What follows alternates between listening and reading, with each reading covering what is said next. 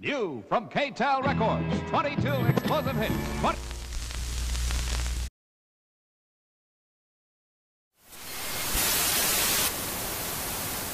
Hey everybody, it's me, Steve Schnee, the CD Junkie. On this episode of CD Junkie, I'm going to be talking about The Clash. Now, just to let you know, we're celebrating the 40th anniversary of the release of Combat Rock. And since Combat Rock is not necessarily their finest album, I'm not going to talk about this. I will let you know, the remaster sounds great, and there's a bonus disc with a bunch of unreleased stuff and some B-sides and all that.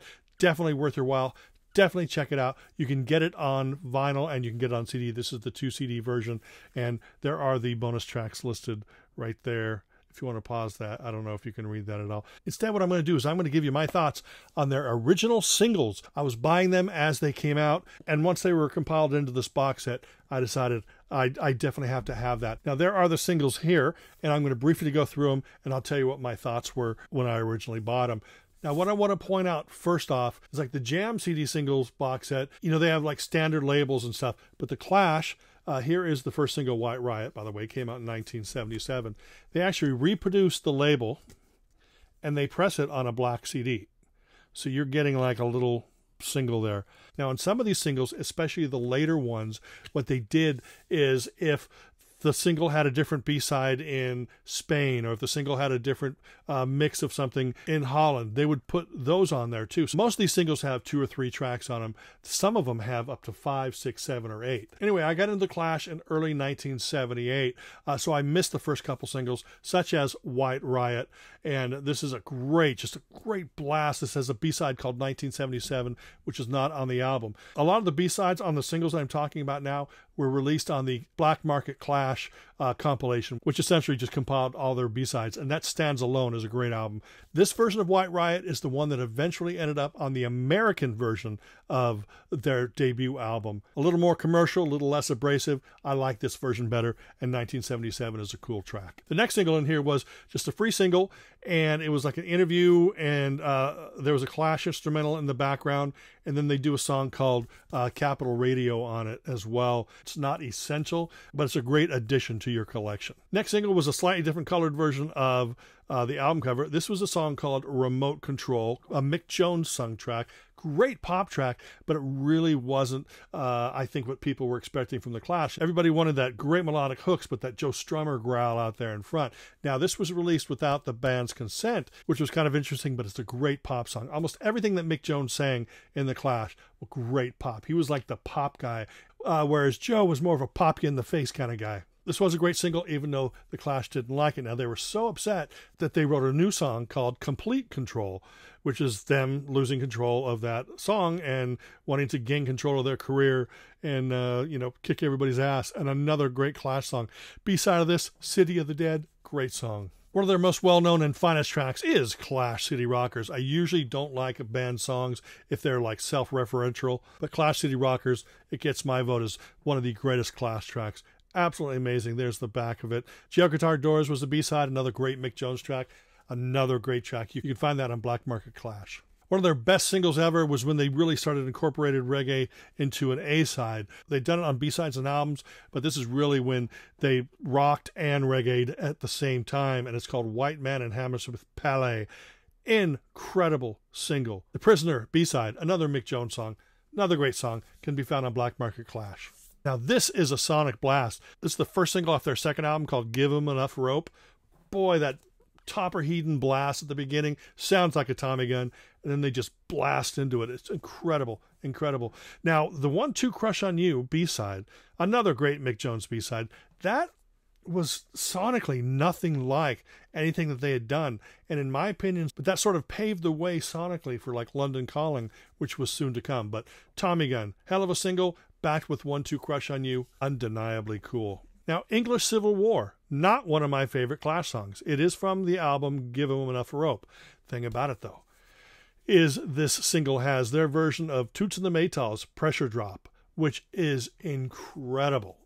Absolutely incredible. I mean, English Civil War is good. It's not Pressure Drop good. Not one of my favorite A-sides, definitely one of my favorite B-sides. The next release is one of my favorite Clash releases ever. It's called the Cost of Living EP, and this features their version of I Fought the Law, which was released on the American version of their first album. It also includes Groovy Times, Gates of the West, which is one of my favorite Clash songs. It's also a Mick Jones song. And they also have the song Capital Radio, which was a re-recording of the song from that free EP that I told you about earlier. All 4 songs are incredible. Now, like I said, I Fought the Law came out on the American version of the debut album. And Gates of the West and Groovy Times, they put that on a bonus 7-inch that came with that album. So you'll be able to find that in Capital Radio. For a while, this was the only place to find it. Now, at the end of 79, they released London Calling, the single, and of course the album. Now, this is a single that contains a lot of bonus material, like the B-side of this is Armageddon Time, where there was a 12-inch that also had Justice Tonight, Kick It Over. And it's just, London Calling is, again, it's one of the greatest albums of all time, and the title track is stellar. By the time 1980 came around, they came out with Bank Robber, which was another great groovy reggae song, and it's incredible. And the B-side was Rockers Galore UK Tour, which is not one of my favorite B-sides, but it does have Mikey Dread, I think, yeah. This pointed the direction more for Sandinista. It moved away from London Calling. Speaking of Sandinista, the first single off Sandinista was The Call Up, which by this time, the Clash weren't sounding like the Clash of old. They were amazing because this was a band that was continually evolving with every release. A-side, B-side, it's like they just kept pushing themselves to do more, to go in this direction, to go in that direction. And they were doing it all so successfully, but they were losing that audience that wanted to hear White Riot and I'm So Bored with the USA and London Calling. The Call Up, completely different, still great. 1981, the second single from Sandinista comes out, and that is Hitsville UK. Again, completely different than anything that had come before. And that was the great thing about Sandinista, is every song was different. But Hitsville UK, it's got Ellen Foley on vocals. B-side is Radio 1, and I'm trying to remember which reggae artist they had on that, but that's another one where they had guests in there. And experimental dub reggae. They were just going in so many different directions. Speaking about different directions, the Magnificent Seven, that is them going funk, rap, crazy, absolute, mind-bogglingly great, incredible bass riff, and just this driving rhythm, and Joe just spitting out these great lyrics. Now, if the words the Clash and Magnificent Seven don't ring a bell to you, definitely check out that song because you're going to know it. It's one of their most played songs. And of course, the single here does have some different mixes, and I think this is the single that has actually like 8 tracks on it, you know, like 7-inch mixes and stuff like that. It's not the Clash of London Calling or Give 'Em Enough Rope or White Riot, but I still love them. It's the same 4 guys. It's Joe, Mick, Paul, and Topper. Now, a song a lot of you should know is This Is Radio Clash. This was a big song for them. This sort of expanded upon where they were going with Magnificent Seven. It was sort of a funk song mixed with dub, mixed with hip-hop, mixed with rock. Just a great song. A lot of people are familiar with that, and This Is Radio Clash. And again, this has some extra songs that were not on the actual 7-inch. Now, in 1982, they released the first single off of their next album, which was Combat Rock, and that's Know Your Rights. That's a great little rocker, kind of a rockabilly rocker in a way. Not one of my favorite songs by The Clash at all, not even close. I enjoy listening to it, but if I never hear it again, First Night Back in London, in fact, this whole period of The Clash, I'm not a big fan of Combat Rock. It's got some great songs, but they were pushing themselves too far. Remember how I was so excited just a little while ago about telling you how they were always pushing themselves?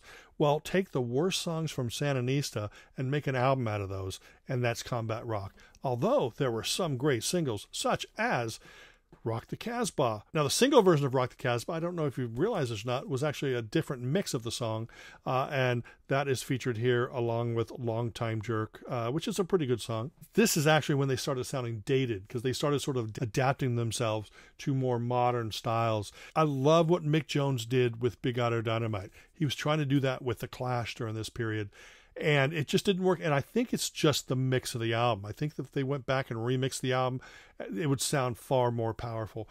But you know what? I'm not going to complain, because this is what brought The Clash to a lot of people's attention. And then they went back and they heard all this other great music. So I'm never going to complain about a band going commercial or becoming popular or famous, because it does draw people in to that musical universe they created. And for that, I'm eternally happy. Now, the next single was, of course, Straight to Hell and Should I Stay or Should I Go?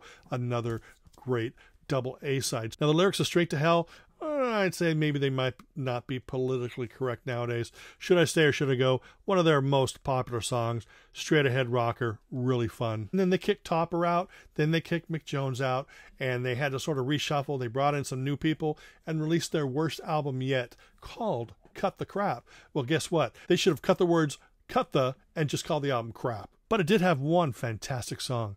That was the single, This Is England. And this is actually the final single in this box set. And it does have 2 non-album B-sides on it as well.